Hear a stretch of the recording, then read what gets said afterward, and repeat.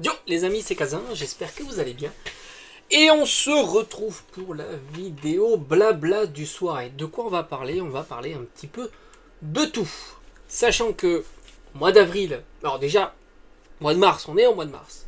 Il va y avoir Force Temporelle qui va sortir avec tout un tas d'items. Visiblement, bon, on aura évidemment comme d'habitude les boosters, les tripacks, puis les ETB, le bundle et d'autres items. Mais il n'y a pas que ça. Tu vois bien en ce moment, et c'est assez présent maintenant un petit peu partout,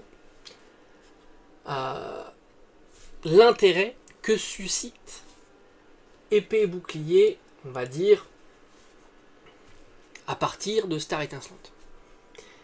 Petite parenthèse, j'ai revu du Zénith Suprême, c'est assez marrant de revoir un peu plus d'un an maintenant du Zénith Suprême sous forme de tripack. Alors est-ce que c'était des restes de l'année dernière? Franchement, j'en sais rien. Moi, comme je te dis, un Zénith Suprême, c'est une belle série, attention, hein, mais c'est une série qui va certainement monter en prix, hein, ça c'est sûr. Pas pour l'instant parce que tu la trouves partout, et en plus, elle n'existe pas sous forme de display, donc c'est pas le format qui plaît. Même si les séries .5 sont quand même des séries qui ont tendance à fonctionner avec le temps, ça c'est sûr. Et tu le vois sur tout un tas de séries .5, si tu fais une petite historique sur ces séries-là, avec évidemment des variétés, hein, des séries très rares, des séries moins rares, mais même quand elles sont peu rares, ou qu'elles sont facilement reprintées, elles ont toujours certaines valeurs assez robustes avec le temps, en grosso modo au moins une dizaine d'euros du booster. En tous les cas, Zénith Suprême, c'est marrant, on en retrouve encore. Mais ce que je voulais dire, c'était surtout que on voit que le CD, il se passe des choses sur le CD, principalement sur Star Étincelante et plus. C'est-à-dire tout ce qui sort après Star Étincelante. Typiquement 4 séries, hein, voilà, qui terminent le bloc épée et bouclier, qui était bon marché avant, hein, qu'on trouvait assez facilement, et qui devient compliqué, et qui intéresse de plus en plus via tout un tas de, certainement d'events, box break. À mon avis, on en verra de plus en plus, et c'est à surveiller, évidemment, ça donne un petit peu le tempo. Mais en même temps, il y a de nouvelles séries qui arrivent, donc tout ça se percute. On a vu que les cartes fonctionnaient quand même, attention, hein. Il y a moins de demandes, mais il y a quand même un marché de cartes qui est florissant, tu trouves beaucoup d'annonces, même les séries récentes, par exemple tu prends Force Temporelle, dont on a parlé il n'y a pas très longtemps, tu trouves beaucoup d'annonces, c'est-à-dire que malgré tout la série est ouverte. On ne peut pas dire que, ça soit que le prix des cartes est dû exclusivement par le fait que la série est beaucoup moins ouverte et par conséquent il y a moins de cartes. Il n'empêche que tu as beaucoup de cartes. Tu as quand même beaucoup de cartes. Et je pense que les prix ont du mal quand même à descendre, même s'il y a une concurrence qui est notable. Et c'est pas là où je veux en venir évidemment. Ce que je veux dire, c'est que beaucoup vont budgétiser plutôt sur des séries qui sont en train de monter. C'est toujours un peu comme ça, hein, quand une série monte, dont elle n'est plus disponible sur certains formats en boutique, et ou en boutique même indépendante ou autre, on a tendance à vouloir l'acheter, hein, tout simplement, en pensant qu'on risque de louper le train, puisqu'elle est en train de monter. Et c'est ce qui se passe et qui capte beaucoup l'attention, ce sont les séries épée et bouclier, milieu de bloc.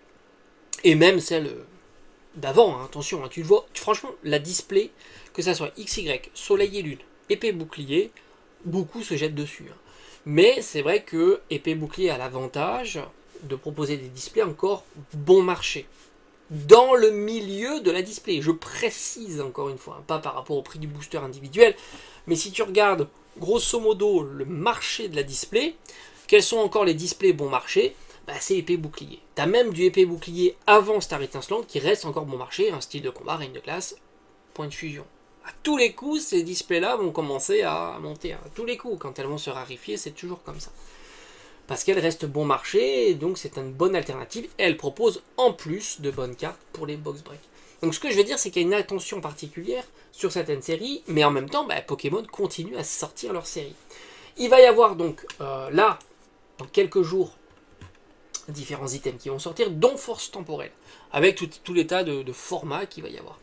Est-ce qu'il y aura de l'appétit sur Force Temporelle? Est-ce que les gens vont se jeter sur Force Temporelle?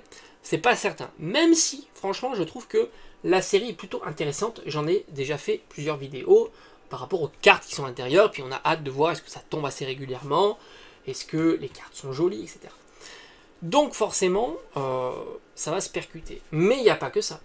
On va arriver évidemment au mois d'avril, et au mois d'avril, il va y avoir encore des nouveautés qui vont sortir. Il va y avoir évidemment le coffret Tag Tag, par exemple, un nouveau coffret. Il va y avoir aussi un coffret Karmadura, qui prend un petit peu le pattern du coffret Dracofeu et Léviator qu'on avait déjà eu par le passé, avec un cadre comme celui-ci. Donc, il va y avoir encore des nouveautés. Donc, il va aussi capter une certaine attention. Il va y avoir aussi un petit coffret type les coffrets qu'on avait eu avec Rosemary, tu sais, les petits coffrets là de 7 ou 8 boosters, je sais plus exactement, je crois que c'est ça, 7-8 boosters, ouais, 7 boosters, le coffret Yono, donc machine, avec une petite full art. Donc qualité un peu plus premium de la carte promo, ce qui est toujours sympathique, un peu comme Karmadura qui propose une full art. Donc il va y avoir des items qui vont sortir pendant le mois de mars, et le mois de mai, il va y avoir du force temporelle via les Pokébox qui proposent évidemment les protagonistes qui ont été mis à l'avant comme Serpente Eau et Ver de Fer. Donc là aussi il va y avoir de l'intérêt. Mais en même temps, derrière, il y a toujours ces items, le booster individuel scellé et les displays qui vont derrière être toujours aussi sollicités sur les séries épée bouclier. Et je pense que tout ça, ça va un petit peu percuter. Hein. Franchement, c'est vrai que tu dois te poser des questions. Niveau budget, faut gérer tout ça. Ça devient très compliqué. Entre les anciennes séries où tu dis, bon, j'ai le temps de compléter ma collection sur épée bouclier par exemple, parce que je sais qu'il y a du stock, etc. Puis au final, tu t'aperçois que tu n'as plus trop le temps parce que c'est en train de monter, que c'est compliqué. Et puis tu as les autres séries qui sortent, les autres items qui sortent. Et puis il va y avoir Mascarade Crépusculaire EV6 pour fin mai. Donc tu t'aperçois que ça n'arrête pas. Bon, cette série-là, j'attends de voir plus d'informations, mais comme d'habitude, hein, tu auras les items habituels, hein, les boosters, les tripacks, et tout un tas le bundle, parce que j'ai l'impression que le bundle, ça y est, on est lancé, et puis le TB. Donc pour revenir un petit peu à tout ça, c'est que il va falloir suivre et c'est très très compliqué. C'est pour ça que forcément je pense aussi le fait qu'il y ait de plus en plus d'items, de séries, et qu'il y ait on va dire une nouvelle attraction sur la collection, qui sont les ETB, les displays, pardon. Les displays parce que tant qu'elles sont, on va dire, en dessous des radars, ça veut dire que voilà, comme un petit peu style de combat, point de fusion ou Reine de Glace, j'ai envie de te dire, c'est pas des displays qui captent l'attention. Parce qu'elles n'ont pas bougé, tout le monde s'en fout. Mais les displays qui commencent à capter l'attention, et on le voit, hein, c'est de plus en plus présent hein, sur les réseaux sociaux, etc. Beaucoup en parlent de plus en plus, et tu sens que c'est un sujet présent. Et du coup, tu rajoutes de l'attention sur ces items-là. Donc du coup, forcément, il y a des séries qui vont pâtir de cette attention. Il y a les cartes, déjà on le sait, hein, qui pâtissent de cette attention. Et donc du coup, c'est quelque chose qui est assez intéressant, encore une fois, à suivre pas à pas. Donc ça, évidemment, on va le suivre, on va voir comment ça va évoluer. Est-ce que ça va, pour l'instant, être réservé uniquement à épée bouclier Star Étincelante Plus? Est-ce que vont rentrer dans le game Reine de Glace, point de fusion, style de combat? Parce que c'est vrai que pour l'instant, elles sont mises de côté. Je crois, de mémoire, on peut les trouver pour pas très très cher, au prix normal, 200 balles peut-être, quelque chose comme ça. Pourtant, ce sont des séries assez anciennes, hein, maintenant quand tu regardes, même avant Hype, hein, je crois que style de combat et Reine de Glace, on peut les situer à peu près avant la Hype, ou du moins au début de la Hype, comme on l'a connu, hein, 2021. Et ce sont si tu regardes un petit peu l'historique, on va dire que c'est uniquement la série Évolution Céleste qui a bien explosé.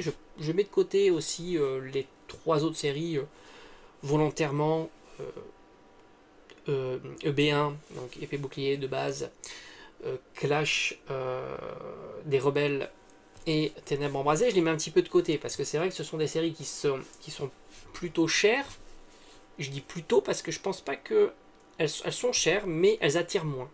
Je pense que vraiment, on sait qu'elles sont chères parce que il n'y a pas une quantité assez importante de displays, justement pour revenir à ce point-là. Mais autant te dire que quelqu'un qui veut mettre 500 € dans une display, je pense pas qu'il va il va plutôt privilégier par exemple voltage éclatant, bon c'est un petit peu plus cher, mais voltage éclatant ou évolution céleste plutôt que épée bouclier de base ou ténèbres embrasées, etc. Donc c'est vrai que ce sont des displays qui sont chers, qui s'expliquent uniquement, pas par leur popularité, mais par le fait qu'elles soient plus rares en tous les cas sur le marché que les autres displays. Et pourquoi elles sont plus rares que les autres sur le marché? Parce que principalement ces displays ont été sortis avant la hype. Donc il n'y a pas eu ce phénomène d'accumulation, de mise de stockage, etc. Et qu'il n'y a pas eu de mémoire, en tous les cas, de réassort significatif, du moins, après la hype. Parce que c'est vrai que les séries qui sont venues avant la hype, mais dont on a pu retrouver après la hype, ça change la donne, évidemment.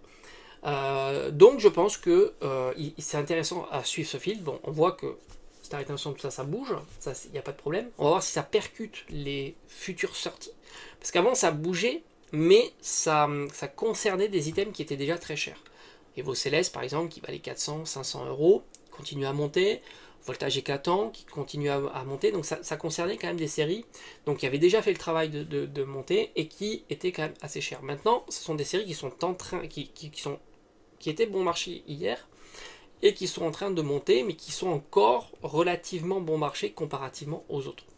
Et on va voir justement si elles vont entraîner dans leur sillage les séries comme Style de combat, Point de fusion et Reine de glace. Ça c'est très intéressant. Et on va voir si cette demande-là va percuter la demande qu'il pourrait y avoir sur, principalement, alors déjà EV 4.5, on l'a vu un petit peu, hein, il y a quand même énormément de stock.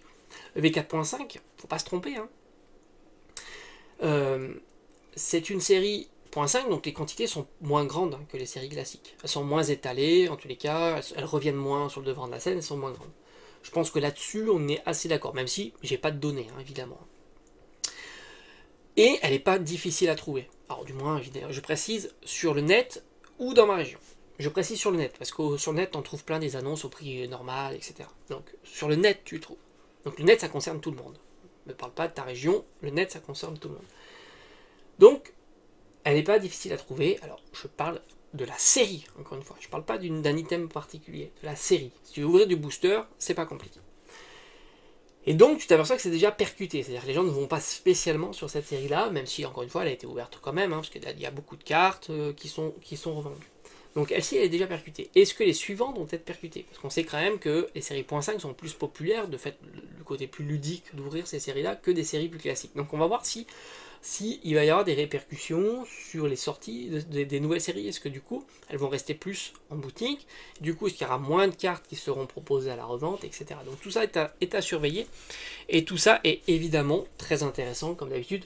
En règle générale, quand il se passe des choses, que ce soit à la baisse ou à la hausse, c'est toujours intéressant, puisque ça crée aussi des opportunités. En ce moment, par exemple, tu sais que tu peux trouver du récent scellé pour pas très très cher. On l'a vu sur tout un tas de vidéos. Tu sais que tu peux trouver des cartes Pokémon pour pas très très cher. Là aussi, on l'a vu, que ce soit sur de l'ancien ou sur du récent. C'est ça qui est assez intéressant. C'est que même l'ancien est touché par le fait que le marché s'est déplacé, hein, principalement sur les displays.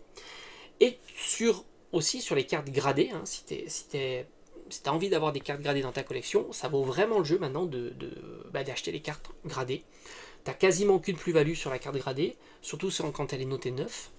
Et même sur des cartes dont les sociétés sont les plus influentes, on va dire, dans le marché. Donc c'est ça qui est assez fou. Et quasiment, comme j'ai dit, hein, sur du neuf, tu n'as quasiment aucune plus-value sur une carte, même sur des cartes plutôt sympas. Et c'est ça qui est assez fou. Donc à surveiller, on va voir comment tout ça s'articule. Et un jour, évidemment, si je vois un changement notable, que ce soit sur le scellé, que ce soit sur la carte, ou la carte gradée, je ne manquerai pas de te le partager évidemment sur la chaîne, parce que c'est ça, de s'informer tous les jours, c'est ça qui est assez intéressant. En tout cas, je vous remercie d'avoir regardé cette vidéo, et on se dit à bientôt, comme d'habitude.